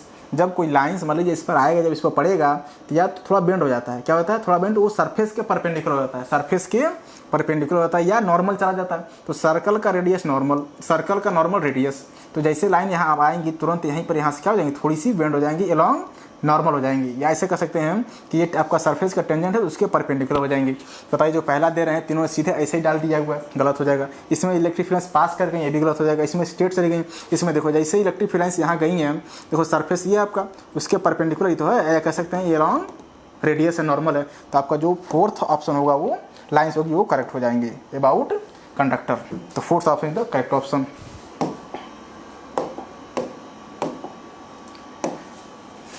थर्टी कह रहे हैं कि a charge particle of mass m and charge q is release from rest. कह रहे हैं कि कोई चार्ज पार्टिकल है, मास एम चार्ज क्यू, ठीक है, यू बराबर 0 से आपने इसको रिलीज कर दिया है किसी यूनिफॉर्म इलेक्ट्रिक फील्ड में, यूनिफॉर्म इलेक्ट्रिक फील्ड में, ठीक है। तो अगर यूनिफॉर्म इलेक्ट्रिक फील्ड में रख दिया है, चार्ज पॉजिटिव है, तो इस पर जो फोर्स लगेगा वो इलेक्ट्रिक फील्ड के डायरेक्शन में लगेगा, फिर यही एफ उसको एक्सीलरेट कराएगा। क्या करेगा? एक्सीलरेट कराएगा। हमसे पूछ रहे हैं कि निगलेक्ट द इफेक्ट, ग्रेविटी का इफेक्ट में निगलेक्ट कर दिया, करे kinetic energy of the charge particle, kinetic energy पूछ रहे हैं वो भी एट जनरल टाइम टी पर। बताओ यहाँ पर उसकी स्पीड 0 है, किसी जनरल टी बराबर टी पर उसकी स्पीड मैंने मान लिया v, उसकी स्पीड मैंने मान लिया q, चार्ज मास m, ठीक है, इलेक्ट्रिक फील्ड के डायरेक्शन में किसी टाइम t बराबर t पर। तो काइनेटिक एनर्जी बताओ यहाँ पर कितना आ जाए? काइनेटिक एनर्जी आएगा 1/2 mv², 1/2 mv²। अब जरा बताना v निकालो, v के लगा दो इक्वेशन, v बराबर u प्लस AT, v बराबर u plus AT, u starting from rest. a की वैल्यू बताओ जरा क्या हो जाएगा? F बराबर क्या हो जाएगा? m इंटू ए, F की value q into E, m into a. तो जो a की वैल्यू आ जाएगा वो क्या आ जाएगा? q e divide by m, a की वैल्यू आ जाएगा q e divide by m। तो v की जो वैल्यू आ जाएगा q e divide by m into time of t। इस वैल्यू क्या रख दीजिए आप, तो जो काइनेटिक एनर्जी आ जाएगा 1/2 mv², तो q² e² t² divide by m²। तो एक पावर से एक पावर कैंसिल हो जाएगा, तो जो काइनेटिक एनर्जी आ जाएगा वो आ जाएगा e² q² t² divide by 2m, divide by 2m। Third option is the correct option. Next question number आ जाइए 31। कह रहे हैं कि electric field lines of force about positive point charge. कह रहे हैं कि कोई पॉजिटिव पॉइंट चार्ज है इलेक्ट्रिक फील्ड लाइंस। मैंने कहा था जब भी इलेक्ट्रिक फील्ड लाइन चेक करना हो तो आप रखिएगा हाँ 1 कूलम का टेस्ट चार्ज। क्या रखिएगा? Test charge. ठीक, यहाँ पर इलेक्ट्रिक फील्ड लाइन चेक करनी है, बताइए पॉजिटिव है, पॉजिटिव, इसको रिपेल करेगा इस डायरेक्शन में। यहाँ पर अगर चेक करनी इलेक्ट्रिक फील्ड लाइंस तो ये पॉजिटिव है, पॉजिटिव, इसको रिपेल करेगा इस डायरेक्शन में। मतलब ये है जहाँ जहाँ पर रखोगे तो इलेक्ट्रिक फील्ड लाइंस अवे आएंगी, यहाँ रखोगे तो यहाँ पैसे आएंगे। इन सभी पॉइंट्स को अगर हम मिलाएंगे तो क्या बनाएंगे? एक सर्कल बनाएंगे। क्या बनाएंगे? तो ये जो इलेक्ट्रिक फील्ड लाइन्स आ रही हैं, देखो ये क्या रही हैं? रेडियली आउटवर्ड, बाहर तरफ जा रही हैं, रेडियली आउटवर्ड। तो सर्कुलर कह रहे हैं कि रेडियल, सर्कुलर रेडियल और भी आउटवर्ड। पॉजिटिव चार्ज है, देखो किधर जा रही है? Radially outward. रेडियल मतलब नॉर्मल कहलाएंगे, सर्कल का जो नॉर्मल होगा रेडियस हो जाएगा, तो नॉर्मली आउटवर्ड, रेडियल मतलब नॉर्मल। तो आपका जो लास्ट ऑप्शन हो जाएगा जो करेक्ट ऑप्शन हो जाएगा। Question number 32। करें two projectile are projected with same velocity, करें एंगल ऑफ पोजीशन 30 डिग्री 30 लिखा है with the potential with the horizontal. करें ratio of the maximum height ratio by h1 u² 30 degree है, sine u² sine square 30 degree, sine square मतलब 1/4 into 2 into जी, मतलब u²/8g, u²/8g h1 आ गया। h2 की value जरा बताओ। u² 60 डिग्री, स्क्वायर करोगे तो रूट हट जाएगा 3/8g, दोनों को डिवाइड कर दोगे आप तो आ जाएगा h1/h2 की जो वैल्यू आ जाएगा वो आ जाएगा 1/3। Second option is the correct option.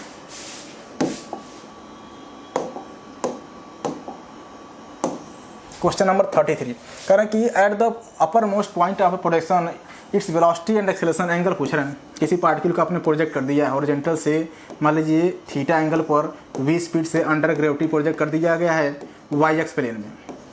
तो इसके बाद पैराबोलिक करें हाईएस्ट पॉइंट पर total velocity along x vx बराबर ux, यहाँ पर ग्रेविटी नीचे। तो पूछ रहे हैं इनके बीच में एंगल कितना एंगल है? ये 90 डिग्री।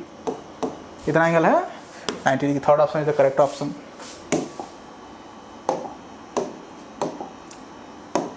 क्वेश्चन नंबर आ जाइए 34। कहना है कि the maximum horizontal range of the projectile 400 metre. करें maximum height attained by the particle, maximum range R max कितना होता है? u²/g।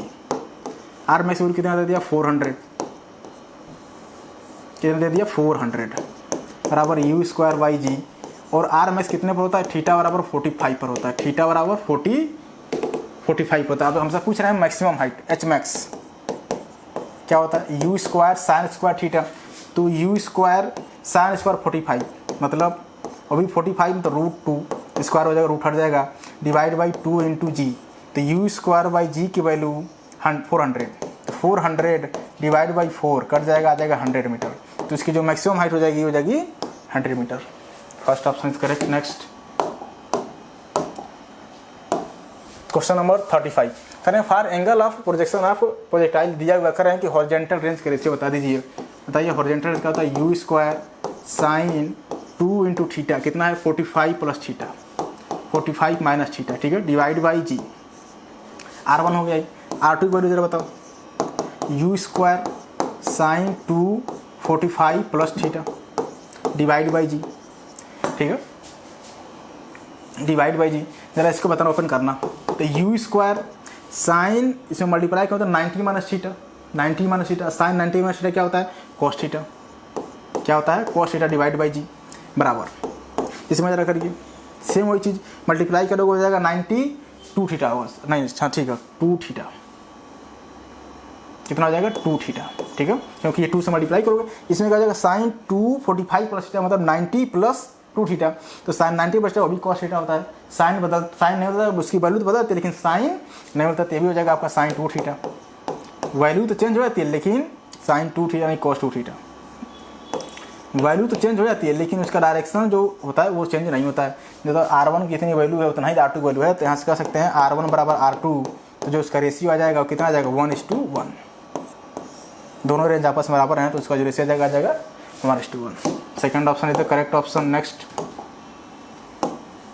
क्वेश्चन नंबर 36 दोस्तों, क्या करें, a missile is fired from maximum range with an initial velocity 20 metre पर second. करें maximum range, तो R max you square by g, u square बोल कितना 20 की स्क्वायर 400 डिवाइड बाई 10 कितना जाएगा 40 मीटर। जो आर मैक्स की वैल्यू आ जाएगा 40 मीटर। नीट का सवाल था, first option is correct option.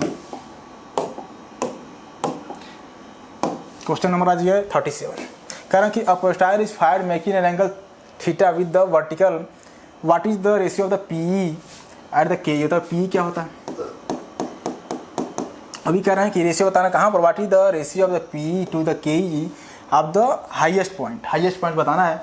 तो पी क्या हो जाएगा m g into h max highest point, ठीक है, जरा बताना एम जी एच मैक्स की वैल्यू क्या हो जाएगा u square sine square theta divide by 2g, ये हो जाएगा आपका एच मैक्स, ठीक है। पी के क्या हो जाएगा 1/2 m, वहाँ पर वेलोसिटी कहाँ पर हाईएस्ट पॉइंट पर कितना होता है you square cos square theta. शायद वर्टिकल एंगल दिया गया है, वर्टिकल अगर एंगल देंगे तो आपकी ये वैल्यू चेंज हो जाएगा। यहाँ पर जाएगा कॉस स्क्वायर थीटा और यहाँ पर जाएगा आपका साइन स्क्वायर थीटा, ठीक है। अब जरा बताना ये 2g था, ये क्या था, तो इस अब इस दोनों डिवाइड कर दो, पी ई अपॉन के रेशियो पूछे, रेशियो पूछे बता जाएगा m, ये सब वैल्यू कैंसिल हो जाएगा, m जी से जी कैंसिल हो जाएगा, सारी वैल्यू कैंसिल हो जाएगा, cos square theta divide by जाएगा साइन स्क्वायर थीटा, सारी वैल्यू कैंसिल हो जाएंगी। तो पी ई और के ई का जो रेशियो हो जाएगा cos square theta divide by sine square theta. ये एंगल दिए हैं वर्टिकल से, कहाँ से दिए हैं वर्टिकल से दिए हैं। वर्टिकल से मतलब ये है कि आपने फेंका है अगर v से, तो ये एंगल थीटा, तो ये कितना हो जाएगा 90 माइनस थीटा हो जाएगा, कितना हो जाएगा 90 माइनस थीटा। तो यहाँ पर लिखोगे you square sine square 90 minus theta, sine square 90 minus theta cos square theta. यहाँ पर लिखेंगे क्या यू कॉस थीटा होता है तो कॉस 90 माइनस थीटा, तो हो जाएगा साइन थीटा, उसका स्क्वायर करो तो यू स्क्वायर साइन दोनों को डिवाइड करोगे तो आ जाएगा cos square theta divide by sine, मतलब उसका जो रेशियो हो जाएगा कॉट स्क्वायर थीटा, क्या जाएगा cot square theta. Third option है करेक्ट ऑप्शन, खत्म। नेक्स्ट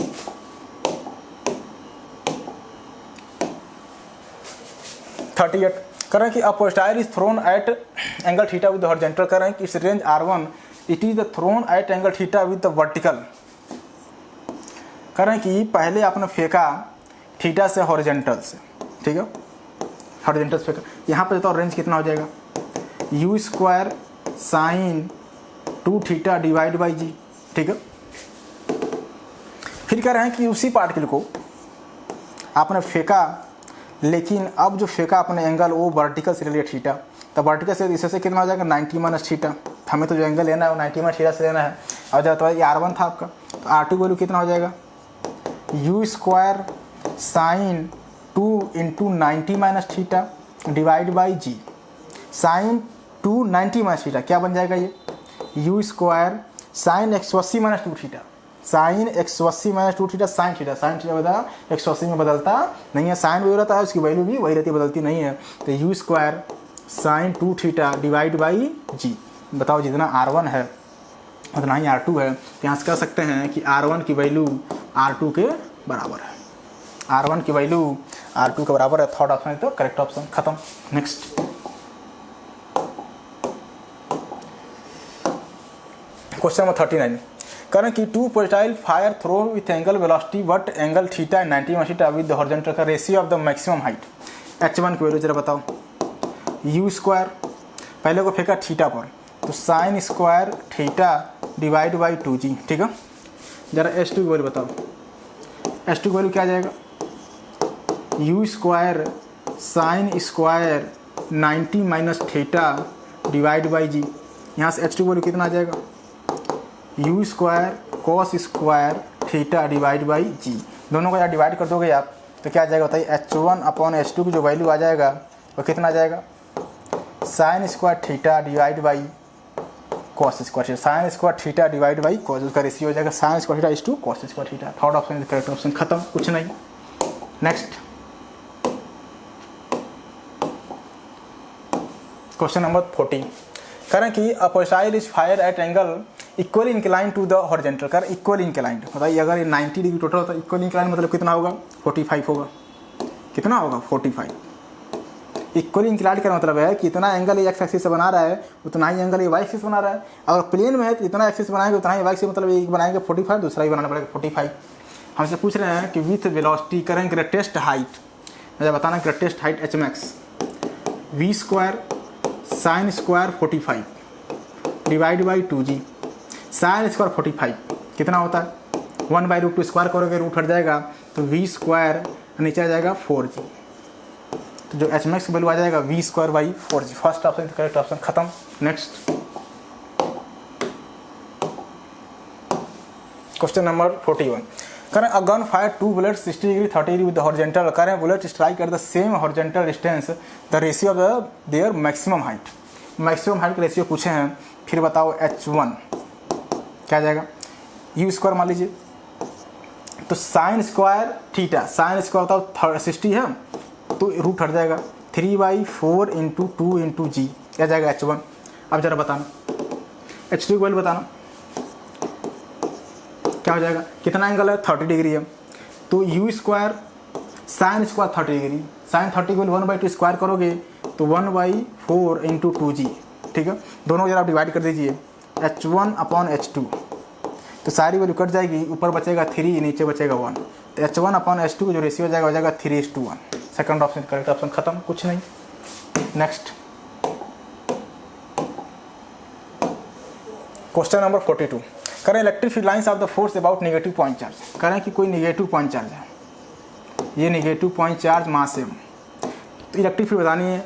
मैंने कहा था अगर इलेक्ट्रिक फील्ड चेक करना है तो यहाँ पर रखिए 1 कूलम का टेस्ट चार्ज, ये प्लस ये नेगेटिव इसको अट्रैक्ट करेगा इस डायरेक्शन में, यहाँ पर रखोगे तो ये भी अट्रैक्ट करेगा इसे, क्योंकि एक प्लस एक नेगेटिव, यहाँ पर रखोगे तब भी अट्रैक्ट करेगा, यहाँ पर रखोगे तब भी अट्रैक्ट करेगा, यहाँ पर रखोगे तब, मतलब इन सभी पॉइंट्स को अगर मिलाएंगे तो सर्कल बनेगा। सर्कल का जो नॉर्मल होता है रेडियस होता है, बताइए ये रेडियस बिलोंग आ रही है रेडियल इनवर्ड, इनवर्ड मतलब अंदर की तरफ फील्ड लाइंस आ रही है, वो भी रेडियल, किधर रेडियल, रेडियल मतलब along radius, inward along radius मतलब रेडियल, इनवर्ड रेडियल के अलॉन्ग, ठीक है। नेक्स्ट क्वेश्चन नंबर आ जाइए 43। करें कि फिगर सोन करें इलेक्ट्रिक फील्ड बताना है हमें, ए पॉइंट और बी पॉइंट पर मैग्नीट्यूड बताओ। मैंने कहा था कि जहाँ फील्ड है देखो इनके बीच का डिस्टेंस देखो जरा, इनके बीच का डिस्टेंस देखिए आप, ये आपका अगर x है ये पॉइंट B है, बताओ ये जो डिस्टेंस आएगा ये इससे तो ज़्यादा है, जो y है आपका वो ग्रेटर देन x है। तो मैंने बताया था इलेक्ट्रिक फील्ड लाइंस के बीच में जो उनके डिस्टेंस होता है इलेक्ट्रिक फील्ड के बीच का, वही उसका मैग्नीट्यूड बताता है। अगर y देखो ये फील्ड लाइन दूर दूर है, यहाँ पर फील्ड लाइन डेंस है, यहाँ पर फील्ड लाइन्स कैसे हैं, डेंस हैं, कैसे हैं, डेंस है, यहाँ पर दूर दूर है, यहाँ पर क्या है दूर दूर, यहाँ पर डेंस है, यहाँ पास पास है, यहाँ दूर दूर है, तो यहाँ पर इलेक्ट्रिक फील्ड का मैग्नीट्यूड ज़्यादा होगा कंपेरिजन टू बी पॉइंट। क्यों, क्योंकि यहाँ फील्ड लाइन्स क्या डेंस हैं, पास पास हैं, तो इलेक्ट्रिक फील्ड आ जाएगा ए पॉइंट पर greater than electric field B point पर। उनका बीच का जो डिस्टेंस है यही बताता है मैग्नीट्यूड। बताइए यहाँ पर देखो इनका बीच का डिस्टेंस ज़्यादा है, यहाँ पर कम है, तो वैसे ही बताओ इलेक्ट्रिक फील्ड ए पर ज़्यादा होगा। तो E A greater than A B, first option correct option, खत्म।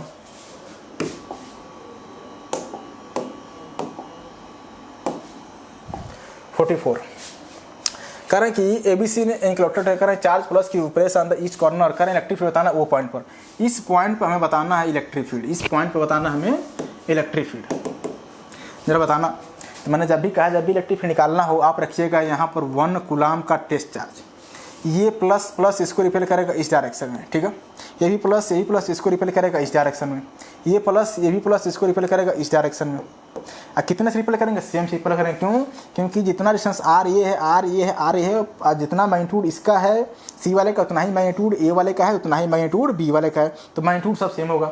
अब जरा बताना 3 वेक्टर, ये ई, ये ई, ये ई, इनके बीच में एंगल निकालो। अगर 3 वेक्टर हैं उनके बीच में एंगल निकालना कैसे निकालते? 2π/n, वेक्टर में पढ़ चुके हैं आप, वेक्टर में पढ़ चुके हैं 2π/n, n की वैल्यू होती है number of 3, number of vector, कितने वेक्टर? 3 वेक्टर, तो 2π/3 मतलब कितना आ गया? 120 डिग्री।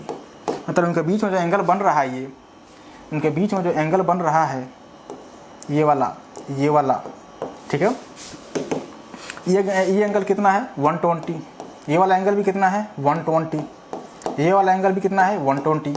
अगर 3 वेक्टर इक्वल मैग्नीट्यूड के, 3 वेक्टर इक्वल मैग्नीट्यूड के एक दूसरे से अगर 120 डिग्री पर हैं तो उनका जो रिजल्टेंट आता है वो 0 के बराबर आता है, रिजल्टेंट आता है 0 के। तो third option correct option. 3 vector equal magnitude के अगर 120 डिग्री पर हैं तो उनका resultant 0, third option correct option. Next 45, current the magnitude of the electric field, magnitude पूछे हैं, intensity E such that electron place in the weight experience electric force equal to its weight. कह रहे हैं कि जो इलेक्ट्रॉन है वो भी इलेक्ट्रॉन है, बताइए अगर इलेक्ट्रॉन है तो उस पर चार्ज नेगेटिव, ई मास एम, ठीक है, इस पर अपना वेट नीचे, इस पर अपना वेट नीचे। कह रहे हैं नो फोर्स एक्सपीरियंस, कह रहे हैं कि इक्वल मतलब जो फोर्स एक्सपीरियंस कर रहा है वो वेट के बराबर एक्सपीरियंस कर रहा है। बताओ इलेक्ट्रिक फील्ड किधर होगा? नीचे होगा। इलेक्ट्रिक फील्ड किधर होगा? नीचे। क्यों? क्योंकि अगर नीचे रहेगा तो इस पर फोर्स किधर लगेगा? ऊपर डायरेक्शन में, एफ ई, क्योंकि इलेक्ट्रॉन है, इलेक्ट्रॉन पर जो फोर्स लगता है वो इलेक्ट्रिक फील्ड के अपोजिट डायरेक्शन में, इलेक्ट्रिक फील्ड के अपोजिट डायरेक्शन में। क्यों? क्योंकि निगेटिव है। तो कह रहे हैं कि ये जो फोर्स एक्सपीरियंस कर रहा है इलेक्ट्रिक फोर्स वो वेट के बराबर एक्सपीरियंस कर रहा है, तो एफ ई की वैल्यू क्या एम जी के बराबर लिख सकते हैं? यस, क्योंकि ये बोला इन्होंने कि जो वेट ये एक्सपीरियंस कर रहा है मतलब जो वेट है वो electrical force equal to its weight, electric force जो है उसके वेट के बराबर है। बताओ ई इंटू कैपिटल ई बराबर आ जाएगा एम इंटू जी। हमसे पूछे हैं कि ई के वैल्यू पूछे हैं, इलेक्ट्रिक फील्ड बता दीजिए। जो इलेक्ट्रिक फील्ड की जो वैल्यू आ जाएगा वो आ जाएगा m g divide by E, m g divide by E. मतलब ये है कि यहाँ पर इसका एक्सप्रेशन 0 है। अगर ये फोर्स इसके वेट के बराबर एक्सपीरियंस कर रहे हैं तो उसका एक्सप्रेशन 0 है, तो ई बराबर एम जी बराबर कर दो, तो यहाँ से ई हो जाएगा m g by E, m g by E. Second option is the correct option, खत्म। क्वेश्चन नंबर आ जाइए 46, करें electron and proton are in uniform electric field, करें the ratio of their acceleration. करें इलेक्ट्रॉन है, ये इलेक्ट्रॉन है, ठीक, मास इलेक्ट्रॉन का एम ई मान लीजिए, इलेक्ट्रिक फील्ड ई के प्रेजेंस में रख दिया गया, ठीक है। दूसरा मान लो ये मान लीजिए प्रोटॉन है, उस पर भी चार्ज सेम होता है जितना इलेक्ट्रॉन होता है, बस फर्क होता है, एक पॉजिटिव होता है नेगेटिव होता है। ये भी यूनिफॉर्म इलेक्ट्रिक फील्ड में रख दिया गया है। तो अगर यूनिफॉर्म इलेक्ट्रिक फील्ड रख दो तो जाहिर सी बात उस पर फोर्स लगेगा इलेक्ट्रोस्टैटिक। वही कह रहे हैं कि इसका एक्सप्रेशन रेशियो बता दीजिए। जरा बताओ यहाँ पर जो हो जाएगा F electron, mass of electron, acceleration of electron, electron पर चार्ज वही है, इलेक्ट्रिक फील्ड वही है, तो m of electron, a of electron, ठीक है। यहाँ जरा बताना फोर्स वही लगेगा, एफ प्रोटॉन बराबर mass of proton into A of proton, charge वही रहेगा, इलेक्ट्रिक फील्ड वही है, बराबर एम प्रोटॉन इंटू ए प्रोटॉन। ये वैल्यू दोनों बराबर हैं तो इन दोनों बराबर कर दीजिए, तो एम ई ए ई बराबर एम पी ए पी। हमसे पूछे हैं रेशियो ऑफ द एक्सेलरेशन, तो बताना रेशियो ऑफ, अब देखो रेशियो निकालना है एक्सेलरेशन का। इन्होंने पहले बोला है इलेक्ट्रॉन, तो इलेक्ट्रॉन को यहाँ पर रखिए, प्रोटॉन को नीचे लाइए, तो m of proton, m of electron, m of proton, मतलब जो इनका एक्सेलरेशन का जो रेशियो जाएगा प्रोटॉन का ratio divide by ratio of the masses of proton and electron, masses of the proton and electron. तो third option is the correct option. खत्म।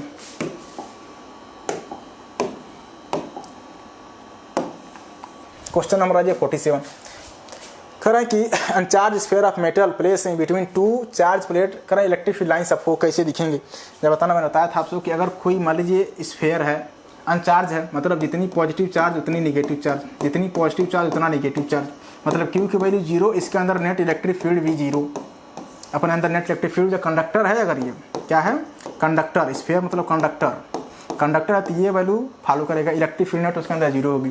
तो जो पहला जो दे रहे हैं इसमें इन्होंने देखिए ये तो ठीक है दे रहा है, लेकिन और एक चीज़ है कि जब इलेक्ट्रिक फील्ड लाइन से पास कराओगे तो जो फील्ड लाइन इसके पास आती हैं, मैंने बताया था आपको कि अगर ये कंडक्टर है, इलेक्ट्रिक फील्ड रख दिए, जो ये जो साइड जो इस पर गिरती हैं फील्ड लाइन्स, वो क्या होती है सरफेस के थोड़ी सी बेंड हो जाती हैं। क्या होती हैं थोड़ी सी, जो यहाँ गिरेगा थोड़ी सी बेंड हो जाएगा और हो जाएगा सरफेस के परपेंडिकुलर आती हैं। क्या कह सकते हैं कि अलोंग रेडियस आती हैं, नॉर्मली आती हैं सरफेस पर। कैसे आती हैं? नॉर्मली आती हैं, एकदम सीधे नहीं जाएंगी, नॉर्मल मतलब जैसे यहाँ पर आएंगे तो थोड़ा सा यहाँ पर बेंड हो जाएगा। जो पास वाली फील्ड होती है थोड़ी सी क्या होती है हल्की बेंड हो जाती हैं। यहाँ पर जो बाहर वाली होती हैं हल्की थोड़ी सी बेंड होती है, लेकिन जो फील्ड लाइन इस सरफेस पर गिरेंगी वो नॉर्मल हो जाती हैं इस स्फीयर के। ऐसा कह सकते हैं कि सरफेस के परपेंडिकुलर हो जाती हैं। बताओ जो पहला ऑप्शन दिए हैं इसमें ये तो ठीक है नॉर्मल है, लेकिन ये जो दिए हैं ये वाली ये थोड़ी सी हल्की बेंड हो जाती हैं, हल्की स्ट्रेट नहीं थे बेंड होती तो गलत हो गया। इसमें देखो इसमें फील्ड लाइन्स पास करा दिए, ये तो वैसे ही गलत है क्योंकि इलेक्ट्रिक फील्ड लाइन्स पास हो ही नहीं सकता है। इसमें देखो जरा, देखो यहाँ पर जो फील्ड लाइन्स आ रही हैं, देखो इस सरफेस के या तो कह सकते हैं नॉर्मली आ रही हैं, देखो नॉर्मली है, यहाँ सेंटर ये है तो नॉर्मली तो है, या कह सकते हैं सरफेस के परपेंडिकुलर आ रहा है। और जो बाहर वाली जो फील्ड लाइन्स है वो थोड़ी सी हल्की बेंड हो जाती है, देखो हल्की बेंड भी हुई है। तो ये आपका ऑप्शन सही हो सकता है। इसमें देखिए इन्होंने दिया है इलेक्ट्रिक फील्ड लाइन्स ऐसे, जो कि गलत है, ये थोड़ी बेंड हो जाती है। क्या होती हैं? बेंड हो जाती हैं। तो आपका जो सी ऑप्शन होगा वो करेक्ट हो जाएगा। समझ गए? क्योंकि कंडक्टर के अंदर नेट इलेक्ट्रिक फील्ड 0, और जो फील्ड लाइन्स इस पर पड़ती हैं वो नॉर्मल के अलॉन्ग आती हैं, इसके रेडियस के अलॉन्ग आती हैं या सरफेस के परपेंडिकुलर आती हैं। बताओ सरफेस के परपेंडिकुलर क्यों? यही तो आ रही है, देखिए आप यहाँ पर सरफेस जब डालोगे तो परपेंडिकुलर तो जा रही हैं या अलॉन्ग नॉर्मल आ रही हैं। सी वाला ऑप्शन इज करेक्ट ऑप्शन हो जाएगा। खत्म। नेक्स्ट क्वेश्चन 41 कर रहा है कि द डिस्टेंस बिटवीन लिखा है कि इलेक्ट्रॉन बोथ मूविंग चार्ज करें, एक इलेक्ट्रॉन है, ठीक है, ये इलेक्ट्रॉन है, मास ऑफ इलेक्ट्रॉन, ये आपका दूसरा चार्ज है, चार्ज तो सेम ही रहेगा दोनों पर, बस एक पॉजिटिव एक नेगेटिव, ये मास ऑफ प्रोटॉन है। कह रहे हैं कि ये दोनों एक दूसरे से 10⁻⁻10 मीटर की दूरी पर रखे गए हैं। ठीक भैया, हमसे पूछ रहे हैं कि बता दी इलेक्ट्रिक फील्ड इस इलेक्ट्रॉन को ऐसे इस प्रोटॉन पर। बताओ इलेक्ट्रिक फील्ड क्या होता है? 1/4πε0, इतना तो बहुत तेज बोलते हैं लोग, Q अपॉन डिस्टेंस r का स्क्वायर। ठीक, इस पूरे की वैल्यू 9 × 10⁹ 9 × 10⁹ इक्वल Q की वैल्यू 1.6 10⁻⁻19 चार्ज, डिस्टेंस कितना है 10⁻⁻10, उसका स्क्वायर करोगे तो 10⁻⁻20 आ जाएगा। इसको सॉल्व कर लीजिएगा, सॉल्व करने पर आ जाएगा फोर्थ ऑप्शन 1.44 10⁻11, इसको सॉल्व कर लेना। ठीक है, तो आपको फोर्थ ऑप्शन करेक्ट हो जाएगा। नेक्स्ट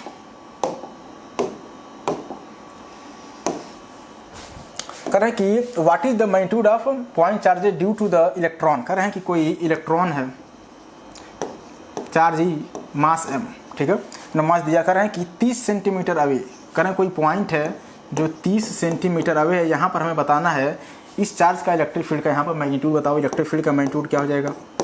1/4πε, मैग्नीट्यूड ले रहा हूँ, ठीक है, इंटू Q की वैल्यू 1.6 10⁻⁻19। ठीक है, नहीं ये नहीं पूछा, करें इलेक्ट्रॉन से करें है मैग्नीट्यूड, हाँ इलेक्ट्रिक फील्ड दिया हुआ है। ठीक है, हमसे सर चार्ज पूछ रहे हैं, सॉरी। तो इलेक्ट्रिक फील्ड बताओ 1/4πε0 Q/r²। ठीक है, आपको है ना कि इस पॉइंट पर हमें जो इलेक्ट्रिक फील्ड दिया है वो कितना दिया? 2 न्यूटन। इसकी वैल्यू कितनी होती है? 9 × 10⁹9। ठीक है, Q डिस्टेंस दिया हुआ कर रहे हैं कि वाटर मीटर पॉइंट है, डिस्टेंस दिया 30 × 10⁻⁻2 का होल स्क्वायर। ठीक है, क्यू पूछेंगे, क्यू को सॉल्व कर लीजिएगा, क्यू को सॉल्व करेंगे तो आ जाएगा 2 × 10⁻11 कूलॉम। क्या जाएगा? कूलॉम में आ जाएगा। सॉल्व कर लीजिएगा बस, तो आ जाएगा फर्स्ट आंसर आ जाएगा आपका। ठीक है, आज के सेशन का आखिरी सवाल देखिए दोस्तों, आखिरी सवाल है, कह रहे हैं कि two charges plus Q minus Q situated distance certain distance, कह रहे हैं कि at the point exactly mid away between them, कह रहे हैं 2 पॉइंट चार्जेज क्यू, ठीक, एक माइनस क्यू, इनके बीच का डिस्टेंस मान लीजिए 2x, कितना है 2x, ठीक। अब कह रहे हैं हमसे कि मिड पॉइंट पर, इसके जस्ट मिड पॉइंट मतलब ये आपका मान लीजिए x डिस्टेंस पर हमें बताना है। अब क्या क्या पूछा इन्होंने, electric field and potential mid point पर, तो बता अगर ये x है ये वाला डिस्टेंस, ठीक है, तो ये वाला डिस्टेंस भी आपका x आ जाएगा। बोलो भैया, मिड पॉइंट बोला इन्होंने, क्या बोला है मिड पॉइंट।